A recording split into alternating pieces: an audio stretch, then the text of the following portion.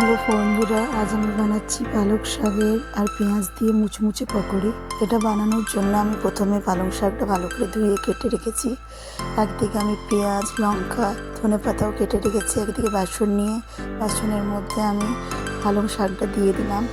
দেওয়ার পর আমি সেখানে ধনেপাতা, লঙ্কা কুচি, পেঁয়াজ কুচি যা কিছু করে রেখেছিলাম একের পর এক আমি সব পেঁয়াজ কুচি দিয়ে দিলাম, ধনেপাতা দিয়ে দিলাম, লঙ্কা কুচি যেটা করেছিলাম সেটাও দিয়ে দিলাম। দেওয়ার পর আমি এখানে স্বাদ অনুসারে যেরকম যা কিছু, যেমন নুন, স্বাদ অনুসারে নুন দিয়ে দিলাম, একটু জিরা গুঁড়ি দিয়ে দিলাম, একটু লঙ্কা গুঁড়ি দিয়ে দিলাম, একটু হলুদ গুঁড়ি দিয়ে দিলাম। আমি এখানে ক্রিস্পি হওয়ার জন্য একটু সুজি অ্যাড করেছিলাম। চাল গুঁড়ি থাকলেও দিতে পারতাম, বাট আমাদের চাল গুঁড়ি অ্যাভেলেবল ছিল না। একটু অরিগানো পাউডার ছিল, সেটা দিয়ে আর একটু বেসন দিয়ে ভালো করে আমি এটাকে মাখিয়ে নিয়েছিলাম। তারপর কড়াই তেল গরম হতে দিয়ে আমি তেলটা গরম করে আমি পকোড়িগুলো একটার পর একটা ছেঁকে নিয়েছিলাম।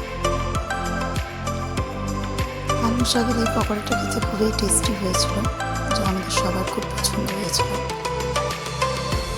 আপনারাও একবার এটা ট্রাই করে দেখতে পারেন।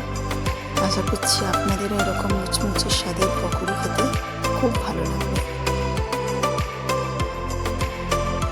রাধে রাধে, ভালো থাকবেন, সুস্থ থাকবেন।